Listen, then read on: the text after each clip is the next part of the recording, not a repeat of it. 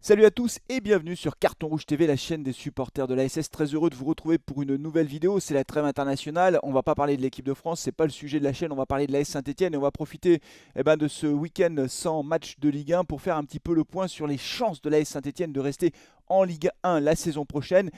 On a gagné, vous le savez évidemment, le week-end dernier face au Clermont Foot. Première victoire de la saison avec un scénario absolument incroyable qui nous a permis de quitter cette dernière place au classement. Alors c'est symbolique, mais c'est quand même déjà quelque chose d'important et d'avoir réussi à remporter ce match, évidemment, pour les joueurs. D'un point de vue psychologique, c'est absolument essentiel. Il n'en reste pas moins que nous avons déjà un pied en Ligue 2.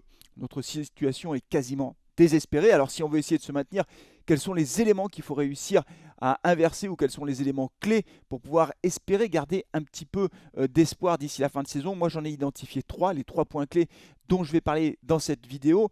Mais avant ça, je voudrais quand même refaire un point sur le calendrier qui nous attend jusqu'à la fin de cette année 2021. Il nous reste 6 matchs à jouer.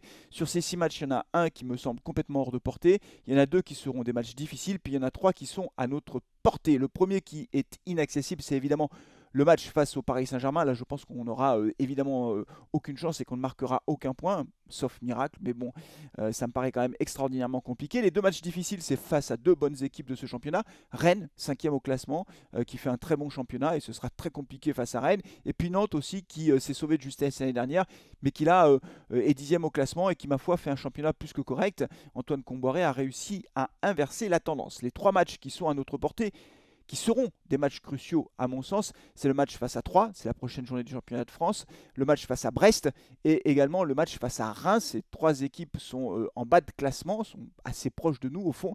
Et évidemment, tout l'enjeu sera de pouvoir prendre un maximum de points jusqu'à la trêve, jusqu'à la 19e journée du championnat de France, sachant que c'est à ce moment-là qu'on fera un bilan. D'après moi, sur ces 6 prochains matchs, il faut absolument qu'on arrive à grappiller 9 points, ce qui nous ferait 18 points au classement à la 19e journée du championnat de France. Vous savez, pour se maintenir, il faut 40 points.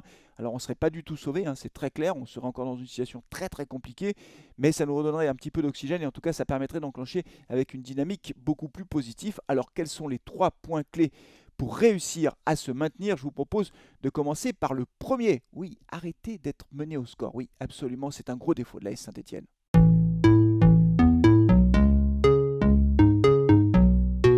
Alors oui, le premier point essentiel, c'est qu'il faut arrêter avec cette manie d'être mené au score. Sur 13 journées du championnat de France de cette saison-là, nous avons été menés 12 fois au score. Ce n'est pas possible. Parce qu'à chaque fois, on court après le résultat. Et on s'épuise, on s'épuise. Alors, on a réussi à égaliser quelquefois dans les dernières secondes. D'ailleurs, une autre statistique qui est très éclairante, c'est que sur les 15 buts marqués, il y en a 5 qui ont été marqués à partir de la 85e minute, à l'arraché, en bout de course. Alors, on pourrait dire, oui, mais regarde, ça montre un état d'esprit des joueurs qui est irréprochable. Ils se battent jusqu'à la dernière seconde. C'est vrai, mais c'est épuisant. C'est épuisant et surtout, ça ne fait pas les points derrière parce qu'on a besoin de victoire. Donc le premier élément, à mon sens, si on veut espérer rester en Ligue 1, c'est qu'il faut verrouiller derrière. Et d'ailleurs, ça pose la question du recrutement à venir derrière éventuellement. Mais il faut arrêter quoi. Il faut vraiment tout bloquer, verrouiller la défense stéphanoise, faire en sorte qu'on ne soit plus mené au score et que nous prenions l'avantage, que nous soyons l'équipe qui soit devant lors des journées de championnat de France, parce qu'encore une fois, c'est absolument épuisant de courir après le score, ça demande une énergie folle aux joueurs et on ne peut pas retourner à chaque fois la situation comme on l'a fait face à Clermont. Sur Clermont, face à Clermont, il faut le dire, bravo les joueurs, c'est formidable, mais c'est quand même un miracle. Marquer 2 buts dans le temps additionnel, on ne va pas réitérer l'exploit 45 fois cette saison, c'est pas possible. Donc, premier élément clé, il faut verrouiller la défense stéphanoise et prendre moins de buts et arrêter d'être mené au score. Je crois que c'est vraiment l'élément numéro 1 qui saute aux yeux quand on regarde ces 13 premières journées du championnat de France de Ligue 1. Être mené 12 fois au score, ce n'est pas possible. C'est trop compliqué à gérer derrière pour les hommes de Claude Puel sur le terrain. Et donc j'espère qu'on va réussir à inverser cette tendance parce que sinon on va être comme ça à chaque fois, à chaque journée de championnat en train d'essayer d'égaliser. Alors quand on a 2 buts de retard, c'est encore plus compliqué, mais d'égaliser puis après espérer marquer un deuxième but ou un troisième but pour remporter le match. On n'aura pas toujours des scénarios à la Clermontoise. Donc premier élément, on verrouille derrière. Le deuxième élément, qui est lié d'ailleurs à cette question du verrouillage derrière, c'est le recrutement au mercato d'hiver. On en parle tout de suite dans la deuxième partie de cette vidéo.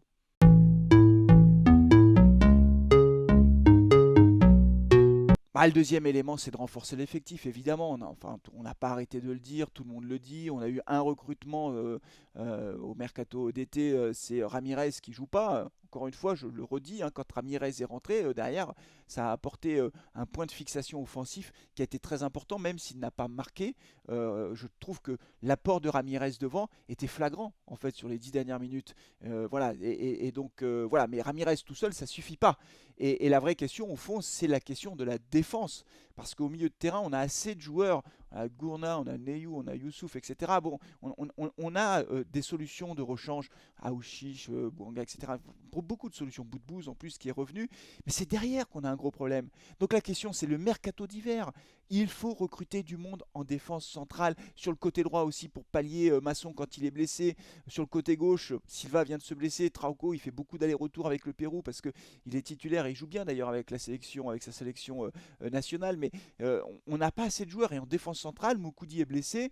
Voilà, derrière on met So. Alors il a marqué So, mais il fait encore des erreurs défensives qui sont embêtantes quoi. À chaque problème de marquage, alors il va progresser bien sûr, mais en tout état de cause, avec la Coupe d'Afrique des Nations qui arrive, avec tous les départs qu'on va avoir, il va falloir recruter au mercato d'hiver. Et le problème, les amis, le problème, c'est que je ne pense pas que Roland Romeyer et Bernard Cayazo aient envie ou aient les moyens de recruter qui que ce soit. Et là, ça pose évidemment la question de la reprise du club, qui pour l'instant est dans une phase un peu transitoire. On attend de savoir si les offres qui vont être déposées, puisqu'on est dans cette phase-là, vont être jugées suffisantes par les deux actionnaires, les deux coprésidents. Est-ce qu'ils vont aller vouloir discuter avec l'un des repreneurs potentiels ou pas? On attend de savoir. Pour l'instant, c'est KPMG toujours qui est chargé de récupérer l'éventuelle offre de rachat sur le club. Mais très clairement, si le club n'est pas vendu d'ici la fin de l'année, là, dans le mois qui vient, je ne vois pas comment on recrute du monde au mercato d'hiver.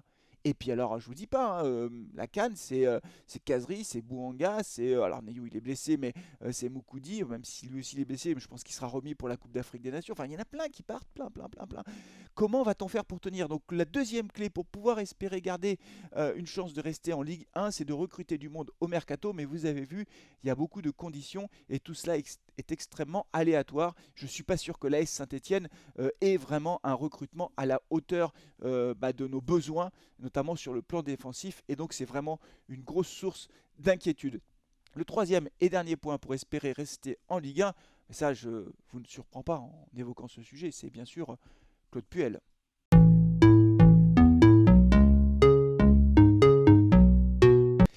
Claude Puel, Claude Puel, Claude Puel, Claude Puel et Claude Puel. Alors Claude Puel, est-ce qu'il reste ou il reste? Eh oui, il reste Claude Puel. Il a gagné le dernier match, Claude Puel est là, il est sous contrat. Je pense, comme l'avait dit Thomas dans un carton rouge le mag, que tant que l'ASS ne sera pas vendu, tant qu'il n'y aura pas un nouveau propriétaire de l'AS Saint-Etienne, Claude Puel restera l'entraîneur de l'AS Saint-Etienne. Voilà la réalité. Et j'avais fait une vidéo fin septembre en indiquant Claude Puel peut-il rester l'entraîneur de l'ASS? Et j'avais dit non. Et la défaite face à Clermont, au fond, ne change rien de ce point de vue-là. C'est-à-dire que le club est dans une difficulté tout à fait considérable. La situation est critique, pour ne pas dire désespérée. 9 points après 13 journées, c'est vraiment terrible. Et on a très très peu de chances de se maintenir. Voilà, c'est pas impossible. Tant qu'on n'a pas les deux pieds en Ligue 2, on peut toujours espérer. Et on espère, parce que rien ne serait pire qu'une descente. Mais objectivement, c'est extrêmement compliqué. Il y a beaucoup là, il y a eu la manifestation évidemment des supporters dimanche dernier. Il y a beaucoup d'appels à la démission de Claude Puel. Mais Claude Puel va rester. Donc la vraie question au fond, c'est est-ce que Claude Puel peut permettre à l'AS Saint-Etienne de rester en Ligue 1 l'année prochaine? Pour moi, ça me paraît compliqué. C'est pas impossible. Hein. C'est pas quelque chose d'impossible. Si on enchaîne 2-3 résultats de suite, une dynamique qui se crée, c'est pas complètement perdu, mais ce sera très difficile et je reste convaincu qu'il fallait quelqu'un d'autre pour pouvoir relancer ce groupe et lui redonner une nouvelle dynamique parce que au-delà de la victoire face à Clermont, on sent quand même qu'il y a quelque chose d'un peu cassé. Voilà, c'est le ressentiment qu'on a. Enfin voilà, et c'est le résultat de 3 ans de management, de 2 ans de management de Claude Puel qui ont abouti à ça en fait. C'est-à-dire qu'on est arrivé avec un groupe qui, alors on dit il n'a pas lâché le coach, ouais c'est vrai puisqu'ils se battent jusqu'à la dernière seconde, mais ils se battent aussi pour leur avenir les joueurs. Ils sont des professionnels, ils sont payés pour jouer au foot, ils vont pas arrêter de jouer au foot au milieu du terrain en disant non c'est bon, je lâche le coach, moi je fais plus de passes, je tire plus, j'essaye pas de gagner, ça marche pas comme ça. Voilà, donc est-ce qu'ils ont lâché le coach ou pas? Bah, ils jouent parce qu'ils sont payés pour et que c'est leur métier et qu'ils défendent aussi leur carrière professionnelle en jouant au foot. Donc je crois que c'est pas le sujet c'est de savoir si oui ou non Claude Puel peut effectivement être le meilleur pour pouvoir sonner la révolte dont on a besoin. Moi, je pense instinctivement que non. Je l'ai déjà dit plein de fois et je le redis. Alors, il y en a beaucoup qui disent oui, mais qui ferait mieux à la place de Claude Puel? Qui ferait mieux? Et je réponds qui ferait pire? Je ne sais pas qui ferait pire. Parce que quand on regarde les résultats depuis 3 ans, c'est désastreux quand même. Qui ferait pire? Pas grand monde en fait, hein, pas grand monde. C'est ça la réalité aussi. Il faut dire. Après, l'autre explication, c'est que des défenseurs du Claude Puel, c'est qu'il n'a pas les moyens de recruter. Je sais pas, il est manager général du club. Oui, d'accord, il a peut-être pas les moyens, mais enfin, il y a certains contrats qui n'ont pas été prolongés, de façon d'ailleurs très, très discutable sur la méthode de Mathieu Debuchy, qui a donné une interview d'ailleurs à Saint Inside. Mathieu Debuchy, il nous aurait dépanné quand Masson était absent. On a bien dit que Mathieu Debuchy, compte tenu de son âge, ne pouvait pas prétendre jouer toute une saison, mais en cas de problème, ça faisait quand même un remplaçant intéressant. Voilà, on n'avait pas Mathieu Debuchy, donc on a fait jouer Camara latéral droit. Mathieu Debuchy coûtait zéro en transfert. C'est bien une décision de Claude Puel. Et des exemples comme ça, j'en ai plein, mais je serai trop long. Donc vous sentez bien que c'est un sujet qui m'agace, qui agace beaucoup les supporters. De toute façon, on n'aura pas le choix. On va soutenir l'équipe jusqu'au bout parce qu'on veut rester en Ligue 1. Il n'y a pas le choix. En tout cas, c'est comme ça, partout, toujours. On sera toujours là, tout le temps, tout le temps, tout le temps. Mais c'est vraiment compliqué. Donc, pour résumer ma pensée au moment de cette trêve internationale, on a un pied en Ligue 2. La situation est critique. Tant qu'on n'a pas les deux pieds en Ligue 2, bah, on peut toujours espérer. C'est comme ça que je vois les choses. Et moi, j'espère. Pour pouvoir se maintenir, c'est très simple. Il faut arrêter d'être tout le temps mené au score, de prendre des buts comme ça sans cesse et d'essayer d'égaliser dans le temps additionnel. Voilà, c'est pas possible. Il faut arrêter, il faut verrouiller derrière. Pour verrouiller derrière, il faut recruter défensivement. C'est absolument essentiel.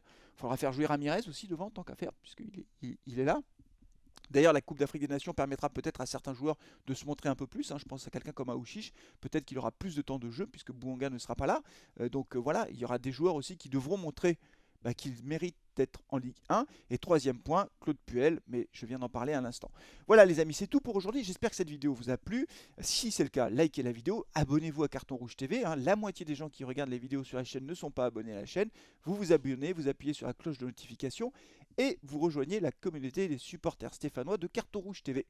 Merci, d'ici la prochaine vidéo, prenez soin de vous, de vos proches et allez les Verts. Ciao.